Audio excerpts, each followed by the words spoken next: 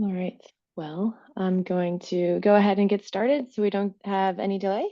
First of all, welcome to the second GLEAM NSR Lunch and Learn. So these Lunch and Learns are designed to help us share what our project is doing, different updates, different topics for anyone who could be interested. So cities, people working in logistics, um, it could be city officials, planners, transport, mobility experts, open to everybody. So we're excited to come and share. Today, we're focusing on mapping the urban logistics ecosystem, and we're going to hear from 3 different GLEAM cities. So first of all, my name is Cassandra. I'm your host for today. I'm in charge of research and education activities at Copenhagen Eyes. So we're the communications partner for this project. So first we'll hear from Paul, our lead partner, to tell us a little bit more about the project for those of you who are just learning about it today. Then we'll hear from Jos and Mihed from the city of Rotterdam. Afterwards, we'll hear from the city of Aarhus from Meda and Louise. And lastly, we'll hear from the city of Leuven from Murray. So we're going to go ahead and get started. I'll pass it off to you, Paul, to teach us about GLEAM. And if there's, time. If you have questions, please write them into the chat. We'll try to take a look. And then also at the end of each city, we'll have a moment for Q&A that you can ask about the city that just spoke. So please don't hesitate to ask questions. The point of this is to engage with the audience as well. So ask away. All right. To you, Paul. Thanks. Yeah, so I'm Paul. I'm an associate professor of sustainable logistics at the University of Groningen. We're the lead partner of the GLEAM NSR project. And GLEAM is a 3.5-year project where we focus on facilitating the transition to sustainable urban logistics. And 5 cities are at the heart of our project. Managing controls with the delay is always a bit daunting. Let me see. I try to show the map of the... Are you delayed or is it just... I think it's delayed, but it's okay. I will let it Want me to hit slowly it? come back to me.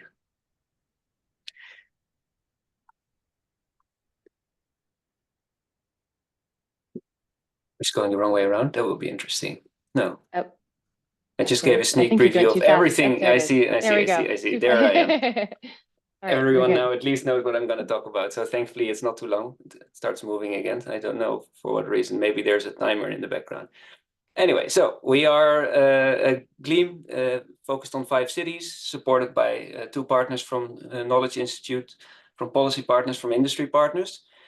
And basically what we've done is we've noticed 3 main challenges that we want to tackle on this slide. So we first noticed that we have many interesting pilot projects in which we learned a lot about sustainable logistics, but we've also learned that scaling these pilots up has been proven hard. I think all of us present today have been involved in many successful pilots, and most of us also have been involved in struggles as we try to scale them up. And the second challenge that we see is that logistics is very diverse, both in its activities as well as in its different stakeholders. And especially small business owners struggle in this transition towards sustainable urban logistics. And these are the challenges that we try to tackle within our project. So what we try to do is we try to start up dialogues with these diverse range of stakeholders and ensure that both larger enterprises as well as small business owners are being heard, and to create an environment where the transition to sustainable urban logistics can actually take place. And we try to do so by collaborating intensively, both within the partnership, so among the 5 cities and between the policy, industry and knowledge partners, but also on events like this, share our knowledge with you, the other participants. And the goal is to get as many cities throughout the North Sea region and beyond to learn about the complexities of logistics in an urban environment, to learn how to capture these complexities and deal with them to enable this transition to sustainable logistics. Now, what do we really do actually? Well, today the focus is on mapping the urban logistics landscapes. So I will not talk about that too much because we have 3 of our cities preparing excellent presentations to show you how they went about creating some sort of overview of logistics in their cities. And then the second the second pillar of our project focuses on trying to really understand the different policy instruments that have been tried and that work, or that haven't been tried or haven't worked, and try to learn across cities and across the region about how to move on. Now, maybe you wonder, like, why this focus on small business owners? We have basically two main reasons for that. So first, the vast majority of companies active in the city are small, whether it's the logistics service providers themselves, among which most have just one or a few trucks, or other stakeholders, like people that work in construction or in restaurants. These shops and entrepreneurs are usually also very small businesses. So as we see that especially these businesses struggle to keep up as the landscape quickly change as a result of our desire to make cities cleaner, safer, more livable, more fun to be. And that's basically why we focus so much on urban logistics. So that was in a very quick nutshell what our project is about. I didn't want to put too much here because we have three excellent speakers, and I happily give back to you, Cassandra, to introduce them.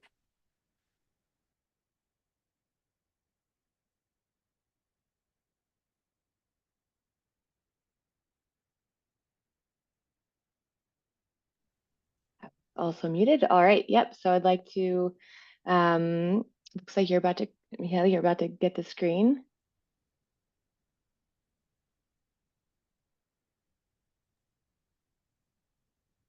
Do you have it? Have Jos and Michael up? Okay. Well, welcome. So Jos, transport planner for the city of Rotterdam. Michael, managing partner at Significance, and also a researcher at, didn't have enough room on the slide, I believe Delft University. So thank you. All right, good. You got control. Yeah. All right. Go ahead. Jos, yep. We don't hear you yet. Yeah, we don't hear you.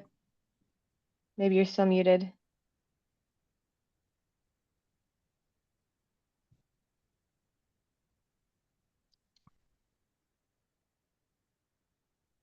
I can maybe unmute you.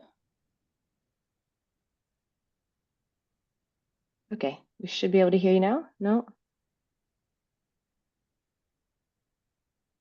Yep, still no.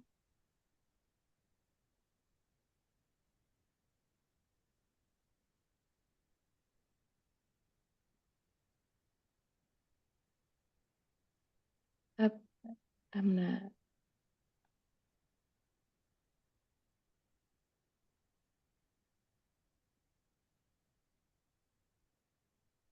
Nope. No, but Jos, you can hear us, can you?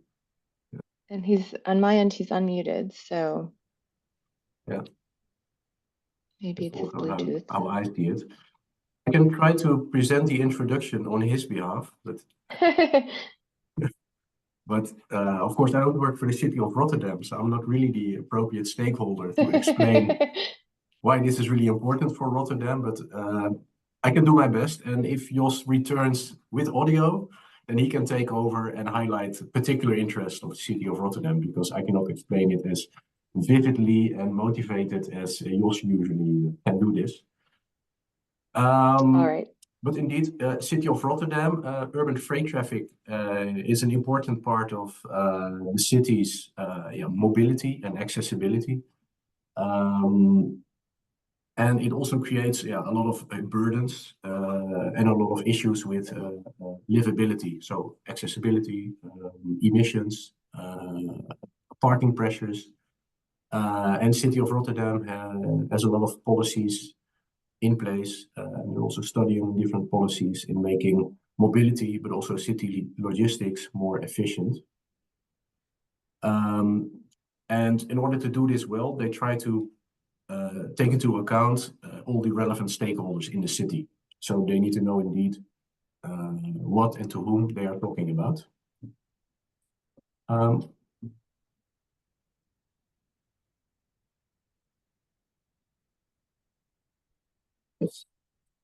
Well, in the urban logistics system, there are many actors, and the city of Rotterdam has a very active partnership or community with logistics stakeholders. They have the logistics 010 community, in which there's a lot of communication between the city and also the logistics stakeholders. What they also try to map, apart from the stakeholders, is also the vehicle fleets. So there's monitoring of the traffic in the city and the urban spaces involved. And also based on recent camera data, the city is monitoring the uptake of electric vehicles in the city center. And here you see in purple a line of the heavy goods vehicles that are already electrified in the city of Rotterdam, and in green for vans. And I think the percentages, it's very small scale, of course, but I think they run now up to almost 5 to 6% of the traffic in the city. So it is slowly becoming a significant share. That is the dashboard what we saw in Mechelen. The data of the cameras. We showed this in Mechelen. Okay, yeah. Yeah. Well, and in this study in GLEAM, we also want to map city logistics by using a model. In a previous project between Rotterdam and academic and commercial stakeholders, we developed the tactical freight simulator in an EU product called Harmony, and we are using this simulator to generate indicators relevant for city logistic use cases. Well, one of the objectives is to keep this model up to date, but also focusing more on the particular issue of cargo bikes. And here we see a picture of the beautiful bridge of the Erasmusbrug in Rotterdam city center, but also the cycle network there. And we see this cargo bike coming down the Erasmusbrug at high speed, driving into a very crowded cycling lane over there, because it's a very busy intersection. How do we do this? Now we go to the methodology. We are using this selection approach. And the controls are indeed a bit slow, so I'm waiting. Okay, here it goes. And the methodology is we are using a tactical freight simulator. So this is a simulation model, and it's agent-based, so it includes all kinds of producers and consumers of products in the city. It also simulates the behavior of carriers, and you can also have the policies of public administrators in the simulations. And what it does, it simulates all the logistic decision-making behind urban freight. So there's at a strategic level the amount of goods that needs to be delivered. So we simulate the decisions to who's your supplier, but also what kind of shipment sizes are required. Then there's a level, more tactical level, at which the daily decision-making is being simulated. So we built the round tours for the collection and delivery of the urban goods. And finally, there's also a network module at which we make the route choice of the individual freight vehicles. And from these, we can calculate all kinds of relevant relevant indicators for policy analysis. Well, the type of use, on the left-hand side, we see like a description or an output of the model. On the left-hand side, we see all the flows of the delivery trucks on the network in the study area. There's also an aggregate KPI of the total vehicle kilometers, and then segmented into different city logistic segments. And on the right-hand side, we show how the simulation model is used for urban scenarios. So in this case, we have looked into the impacts of introducing a zero emission zone in the city center of Rotterdam. You see it in green in the map. And what would happen if we introduce a zero emission zone and part of the freight traffic would move to zero emission vehicles, or part of the freight deliveries would make use of consolidation centers on the city center, on the edge of the zero emission zone. And of course, depending on the city logistics segment, there will be different, most likely transitions. And this is what we incorporate in the scenarios that we have analyzed in this particular study. Now, for this project in GLEAM, what are the expected outcomes? We are focusing here on the simulation of cargo bike scenarios, and cargo bikes are not a mode on itself. Cargo bikes, they operate from cargo bike hubs or distribution centers. So we need to study what are the most likely hub locations for cargo bikes. One other important aspect of introducing a cargo bike solution in the city of Rotterdam is also to what kind of business model is used to operate these cargo bike hubs. Are they operated by a single carrier? So those PostNL or FedEx each have their own hub, or can we facilitate a full collaboration model where there's a white label hub from which the cargo bikes operations take place? And with simulation, we can actually test what would happen and also what would be the vehicle kilometers in these particular scenarios. And of course, we need to calculate the relevant KPIs. And on the right-hand side, we see a illustration of the KPI, which was calculated for the light electric vehicle movements in a scenario where we did not use cargo bikes, but light electric vehicles. And for this type of vehicles, we do have a network model in place for which we can calculate, okay, what would be the network flow of these vehicles in the highly urbanized city center of the city. Well, now what's the challenge, in particular for cargo bikes?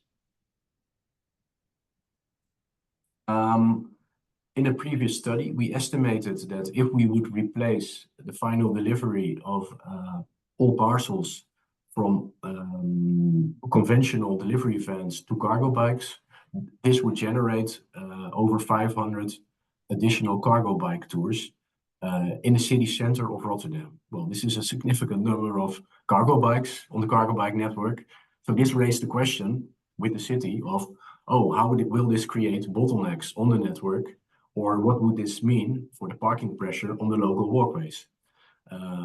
Since the model did not include a detailed assignment of cycling network, neither specifically for cargo bikes, because they have distinctive route preferences, this needs to be developed. And this is what we are doing as part of the methodological tasks in this project.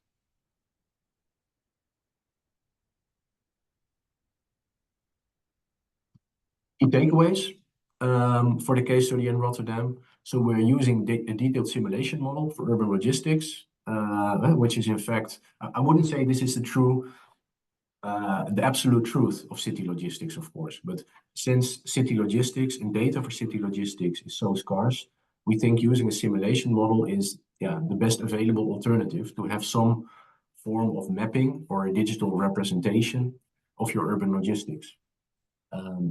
The big advantage of having such a tool is that we can use it to design plausible cargo bike scenarios, which we will do in the project.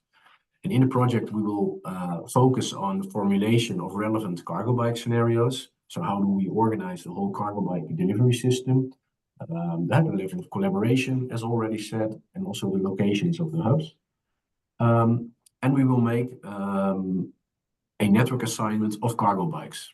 And from this, we can generate and calculate the necessary KPIs. One is the identification of the bottlenecks on the cycling network. So at which locations will the cargo bikes interfere heavily with the already existing normal cycling traffic in the city center, in particular in peak hours. This can be enormous.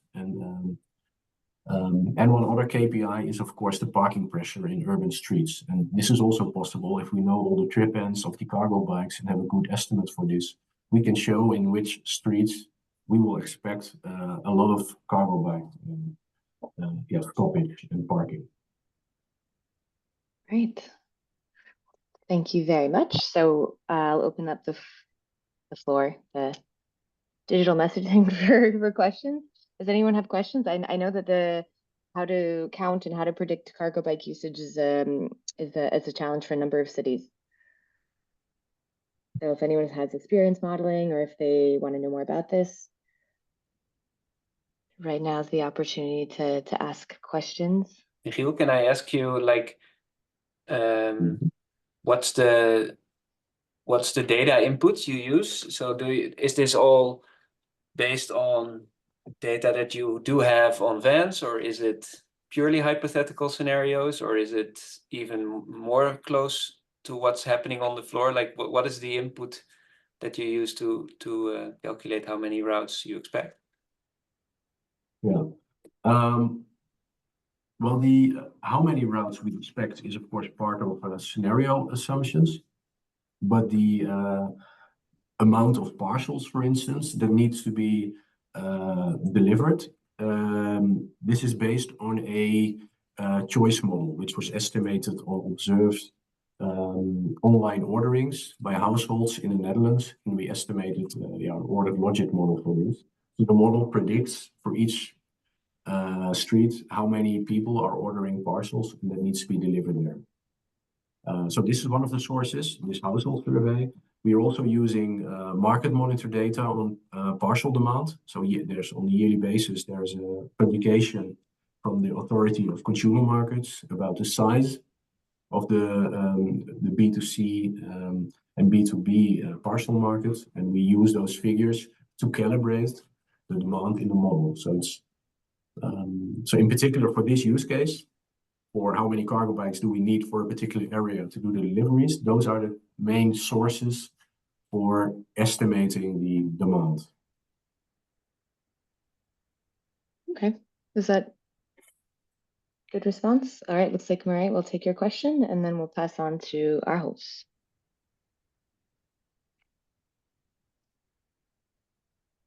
I was muted.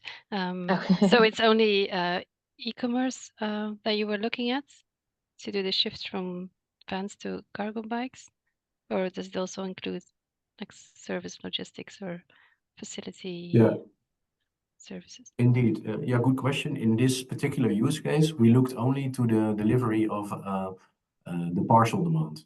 And we could also, but this is maybe also a question in the project that we will answer, we could also look into other particular segments of city logistics that could also use these hubs for cargo bike deliveries. For instance, maybe restaurants or retail shops that can also make use of these facilities. But this will depend a bit on insights that will be gathered in the logistics community in Rotterdam.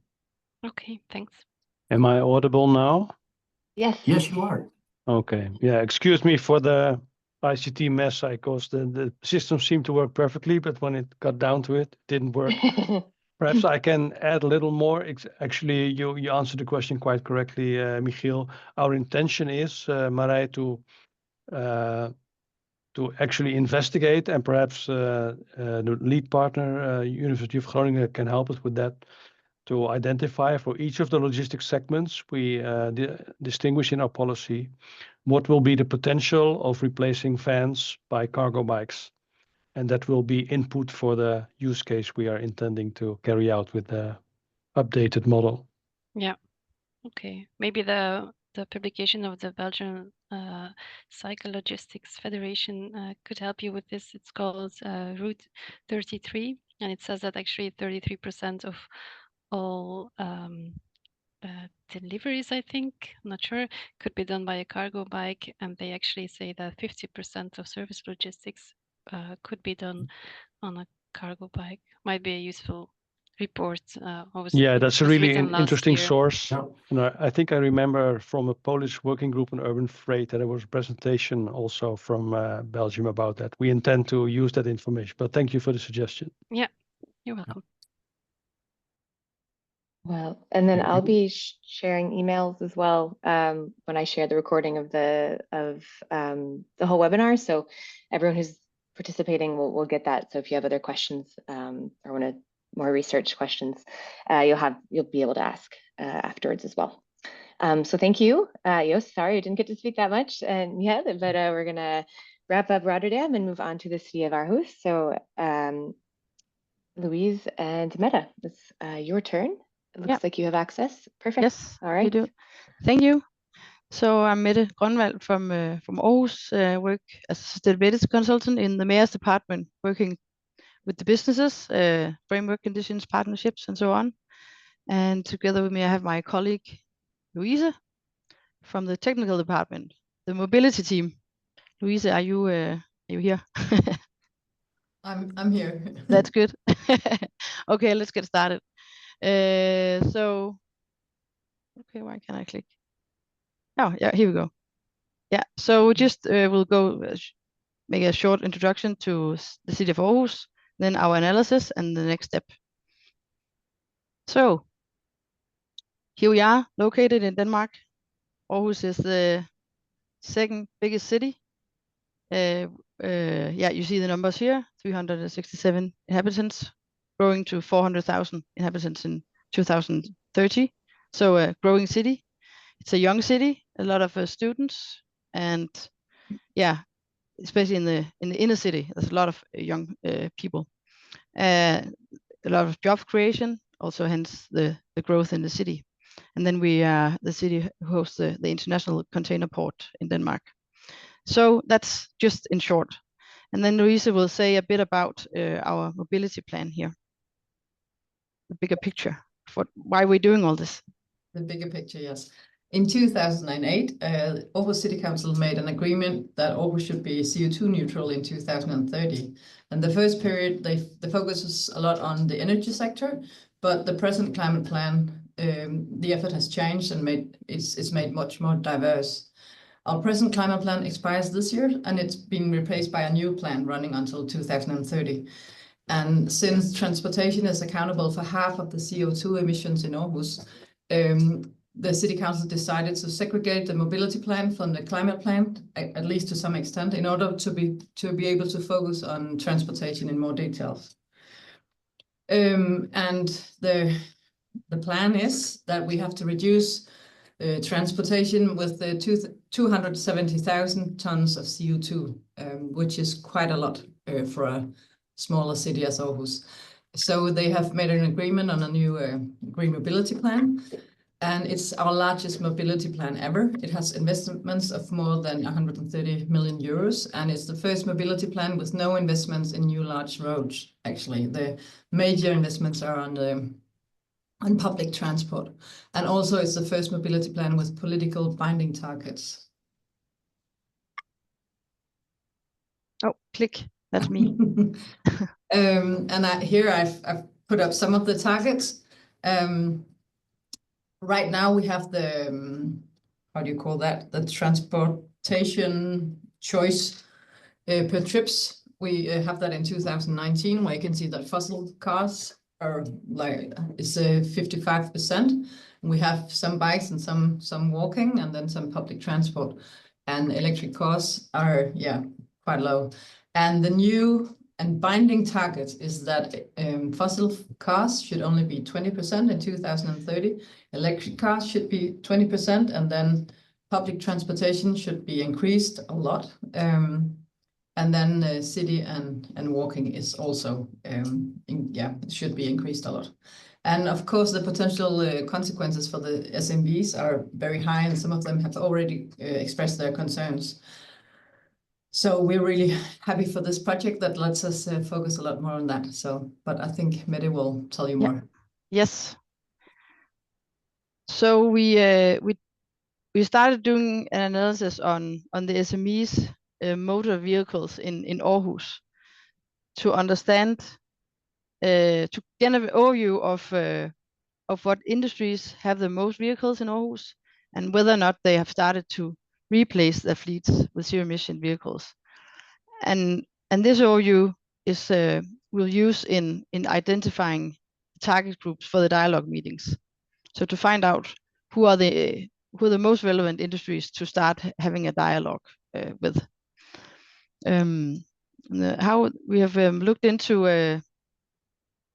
we have a data source called Bilstatistik. So as you saw before on the slide, bil is car. So the car statistic, we looked into the car registration data for company-owned vehicles from 2013 to 2023. So new cars basically, and we've excluded companies selling and leasing cars because they're dominating the picture here, and that is also the source of error here. So we cannot see. So if there's an industry having a lot of lease cars, we can't really get a grasp of how large the car pool is. But anyway, we still think that people or companies who have registered the most cars for the last 10 years must be some of the industries that have the largest car pools. That's at least an assumption. And yeah, another assumption is that if they haven't registered any electric vehicles within the last 4 years, we see that as an indicator of they haven't really started to replace the vehicles. And they might be interesting to have a dialogue with. But let's look into this here, because we have a so we look at the industries that have the most registered cars within the last 10 years. And here we have a long list here, but in the top 5, we looked more detailed into these industries to understand if they have started to replace their fleets. So let's go through them just briefly, and then I'll wrap up here. So the industry, the label is building construction. So yeah, it's companies who's engaged in construction building in different ways, and it's divided between passenger cars and cargo vans. And we see here that they have started to register quite some electric passenger cars and a small amount of cargo vans. Here we have the companies working with electrical installations. Have a lot of electric passenger cars and started to register or buy cargo vans that's electric, but still diesel cars are dominating here. Diesel cargo vans are dominating. Carpentry and building joinery, same picture. Some electric passenger cars, some cargo vans, but most diesel.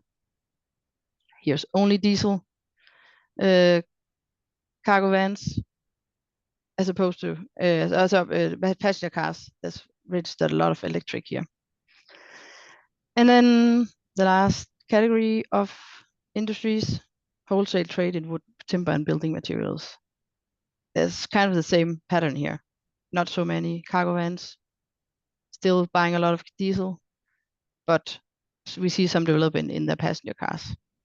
Okay, so our preliminary conclusions here is that the majority of new vehicles are diesel when it comes to cargo vans, but some industries have begun to buy some electric cargo vans. And new passenger cars, we see that there's a positive development toward electric vehicles, and there's a large share of new electric cars in 2023. So we see a positive development with the passenger cars, but not so much with the new cargo vans here. So the next step for us would be because we haven't really finished this analysis, but we will have to contact these leasing companies to understand what industries they are selling the most or leasing the most cars to, in order to find out if this changed our findings so far. And then we want to look into each industry to see, because we can see they have started to buy electric cars. Is that only some of the companies, or is it a lot of the companies? Is it the large companies? Is it only the SMEs? How does it look?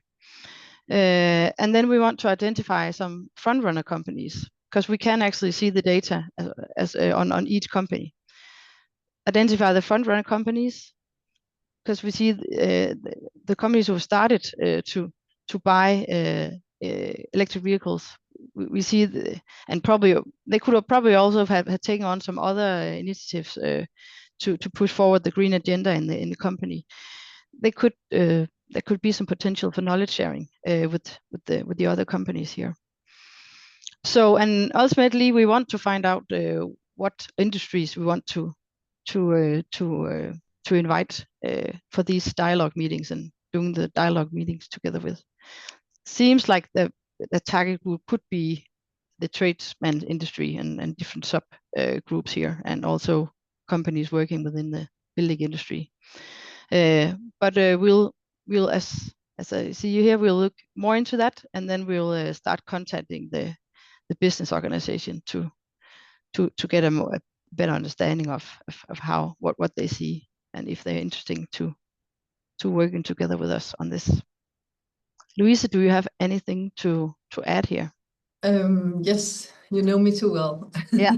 No, I just we're talking about looking at taxis as one of the target groups, since we have a lot of taxis in Aarhus, and we're already thinking about doing a pilot project where we put sensors in some of the parking spaces for the taxis to be able to get the different companies to work, well, not work together, but to avoid some like the transportation they do when they're just driving around, to look for parking places and look for passengers, specifically in our airport, which is I don't even know how far away it is, where they have a lot of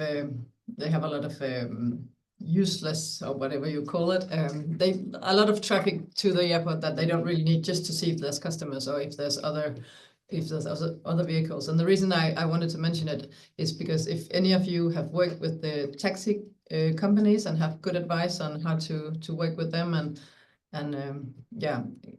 do the dialogue, and also like push them a little bit with the green transition, then please let us know. Do we have more time for? I have one more comment, but if it's okay. Yeah, one more comment, and then we'll ask. We'll open to questions. Yeah.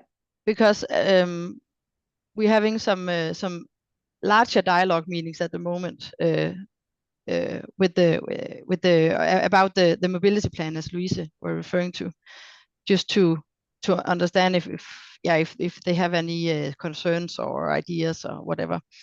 But it's not centered towards the SMEs. It's like broad dialogues with the whole with all business and all kind of businesses.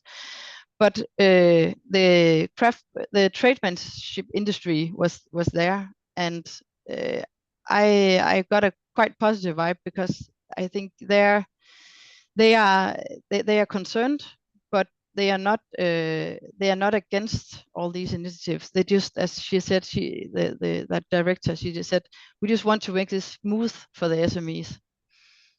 And I think that's a good starting point for the dialogue about how we can reach the target together, and understand how we can work together on this. So I think that's very positive. They have already started to do some things, but it's only some of the companies. They need to get all of them the right way. Yeah. Definitely. Okay. Well, thank you very much, both Louise and Netta. Do we have? I mean, I have an initial question. When you showed the numbers that are pretty much the same across the board of diesel continually being bought for cargo vans versus passenger vehicles, is that due to availability? Is it price? Because I mean, there's a lot of just regular, passenger vehicles, cars that are coming out in electric versions. Is it the price? Do you have any ideas of why it's so? I mean, you guys might already know. I'm just throwing it out there because it's the most sort of, I guess, striking consistency throughout all of them. Do you have ideas of why the cargo vans aren't shifting nearly as quickly as the electric vehicles or passenger vehicles? Do you, Louisa? You're on mute still. Yeah, there we go. Yeah, sorry. Well, no, it's I think it's the price mainly. Yeah. Okay. And also, I know from we didn't talk that much with the companies that have these vans, but some of them I talked to was also that their drivers doesn't believe that they can that the range is good enough. So even though they can actually document that, unless the snow is falling and blah blah blah blah blah, and you have to do this, which nobody does more than once every 10 years, then the range is sufficient. But they're still kind of like the drivers are very So it's both the technical and financial question. Okay. Well, not technical, I would say. It's more like it's more like anthropological or whatever you call it. Like right. They can prove it. Like fact is that it's sufficient, but they don't believe it. Yeah. So they believe it's a technical problem when it's not. Yeah, okay. exactly. That's okay. That's interesting. But that's also why we want to have these dialogue meetings, mainly having dialogue maybe between front runners, and because I think it's the good example is important here to see that it is actually doable. Yoth, you had a question? We'll finish with this question and pass on to Murray.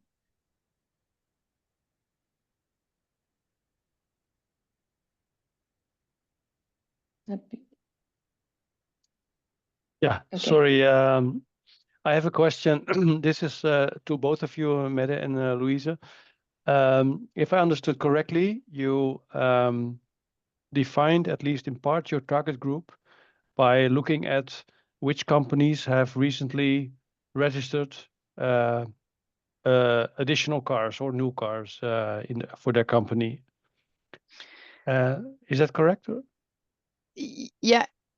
I can just say we also looked at other data. Last time we were in Mechelen, we had some other numbers. It was on what's it called? Synsdata, Louise. Like depending on how old the car is, then every 4th or every 2nd year you have to have it to a checked.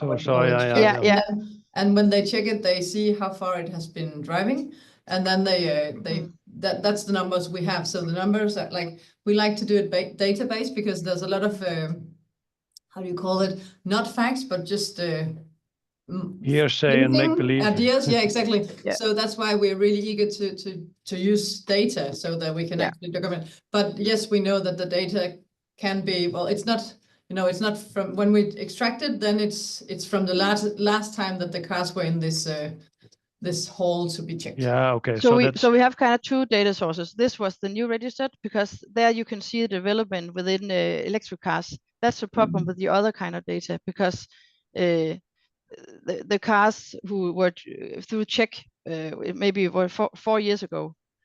So there's not a lot of electric cars. So that's why we've been looking at both. And now I only took the new registered car data for this presentation. But we also have the other, and I think we'll kind of look into both of them to see if I can also see that already see that some overlap. Okay. The reason I asked the question was that, of course, our target group for the GLEAM project is very often very small companies having perhaps only one car. And very often, in our experience, I think Karin is probably going to say that as well, or at least going to confirm that, is that very often the transport element is marginal in their in terms of so they drive a car for as long as possible. So from the emission point of view, they are the biggest problem, but they're also very diffuse. So very many very small companies, but you're aware of that, I see. So okay, thank you. Yes, can I just just a few words. We are, and we're also we are trying to see if we can run where we look at these data, and then we look at data for how many, like all the businesses in Aarhus, to see that how many are don't have cars, so that we can check it and look at that. Thank you. We'll go real quickly so we have enough time for velocity. We have Gunther, if you'd like to ask your question, and then Karen, if we have time, we'll Hi. I just wanted to ask, how did you legally get the access to the data of the cars for registration and everything you just told us? Yeah, we bought them.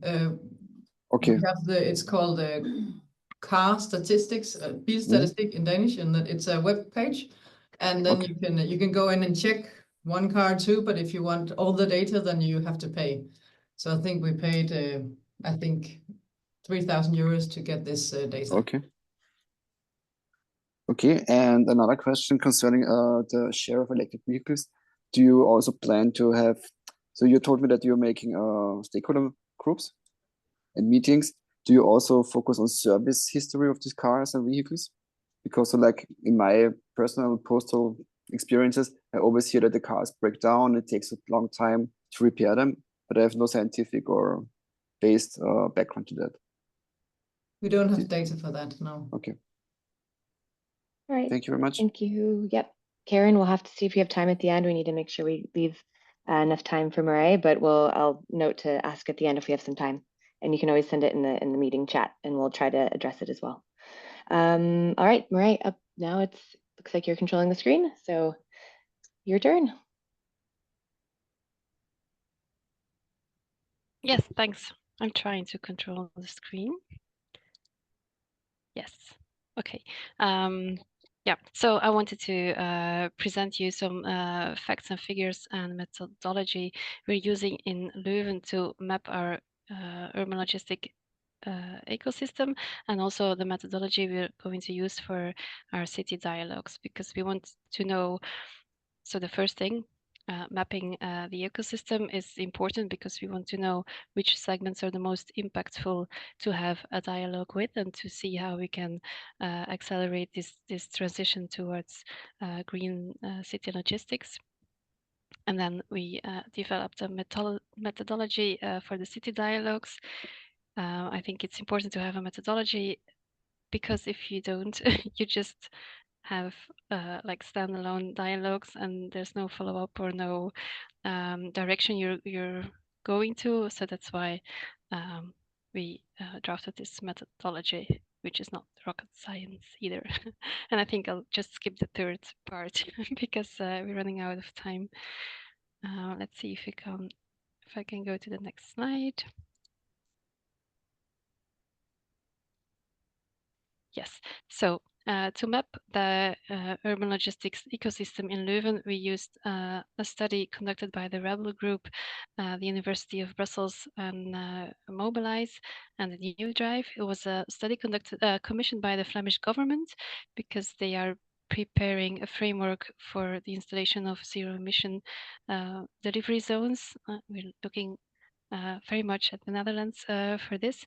But they needed a study on the average city and what flows are going into and out of the city. So the study gives us insight in the current logistic flows for all segments. The study was based on data, of course, quantitative and qualitative data from Leuven, but also from stakeholders per logistic segment that are not necessarily working or operating in Leuven. And then there's the digital platform for city logistics tool developed by Rebel, and that made simulations based on delivery profiles. So our study is not based on the vehicles as ours is doing, but it's mainly based on delivery profiles. Of course, it's important to get the local context. So the data included data on the retail sector, on the number of households, and road infrastructure like circulation plan. And it gave us an estimation of the volume of goods delivered weekly to a specific destination, the vehicle types used for this, the routes, number of kilometers by logistic segment and by vehicle type, share of trips and deliveries per logistic segment, and the emissions per logistic segment have been calculated by the University of Brussels. So we learned that 40,000 kilometers per week are driven in our city. It's the analysis has been done for the city center. It's only like you see on the picture, it's only a small center. It's an historical center with narrow streets and a lot of active mobility. So 40,000 kilometers per week and 11,000 deliveries for businesses and for households. So we have 100,000 inhabitants in the city, plus, so adding to that, 50,000 students. The 56% of the vehicles were vans, apparently, and 44 trucks. And in this overview, you can see which vehicle type is used for which logistics segment and how many kilometers they have driven per week and per year. So N1 is the van, and N2 and N3 are trucks.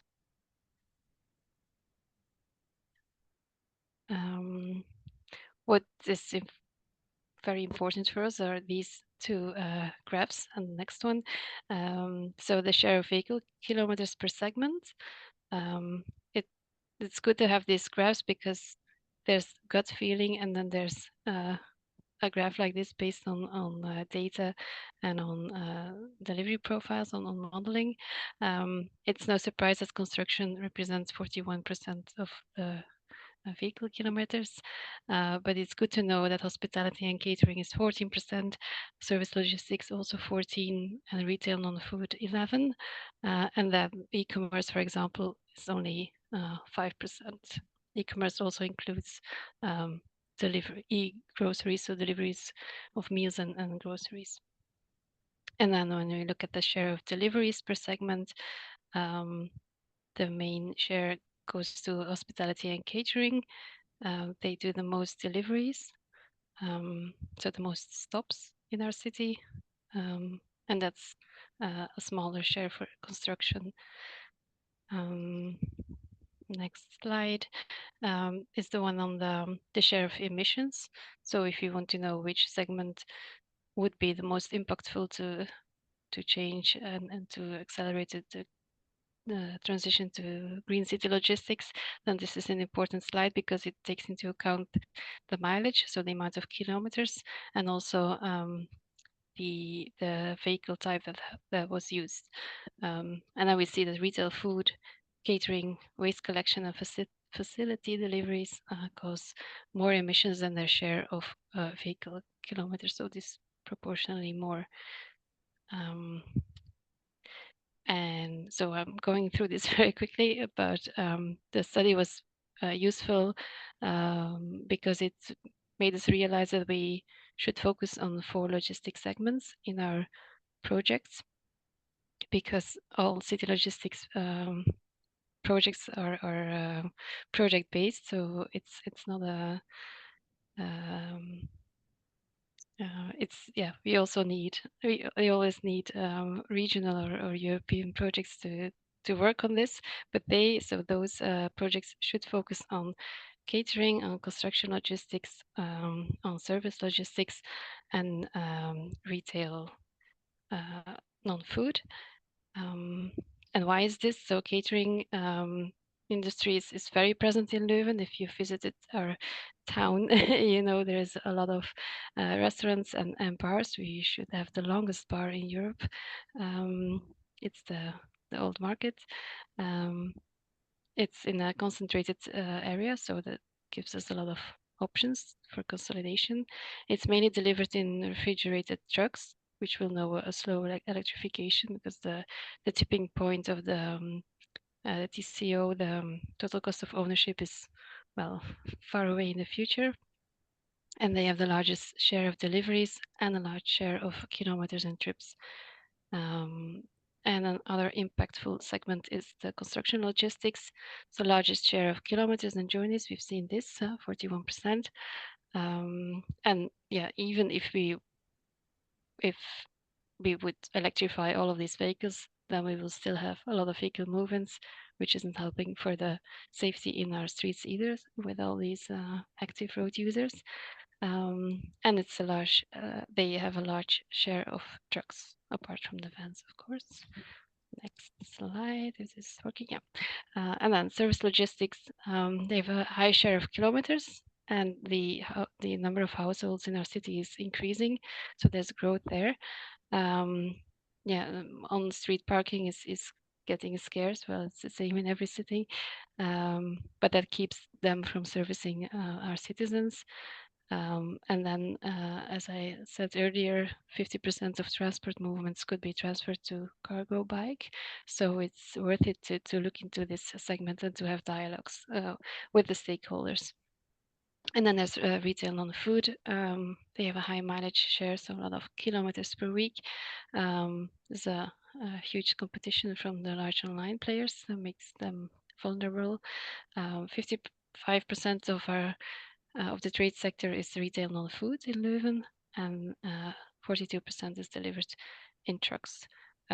So the projects we're doing should focus on one of those four, or preferably on the four logistics segments. There are dialogue gaps for all four segments, actually. So in the GLEAM projects, we will, as a lighthouse, with the city of Mechelen, focus on catering, horeca, and probably Mechelen will take the lead in service or construction logistics. And then so that was on the mapping of the ecosystem and which segments to focus on for our dialogues. And then maybe briefly on the methodology of our city dialogue. So it will be there's a timeline of 10 months, 7 steps. And within the GLEAM project, we will organize 3 bigger events,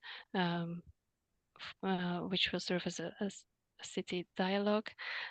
We will work towards it in a few steps. Then step 5, organize the actual event, and then assess it and plan a new dialogue. So there are 2 iterations, and maybe I think we will skip the first step in the second iteration because the mapping won't have changed.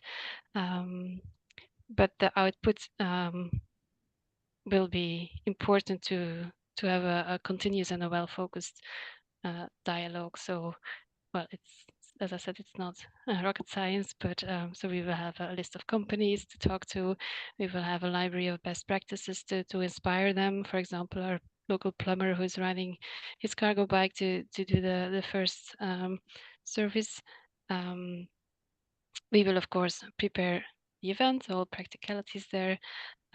We will have the actual event and reporting and next steps, and then the assessment is very important as well, because we will learn from what we discussed, and there will be concrete action points, of course, and then we will start again with the same stakeholders, or maybe we could do another stakeholder group in the last iteration.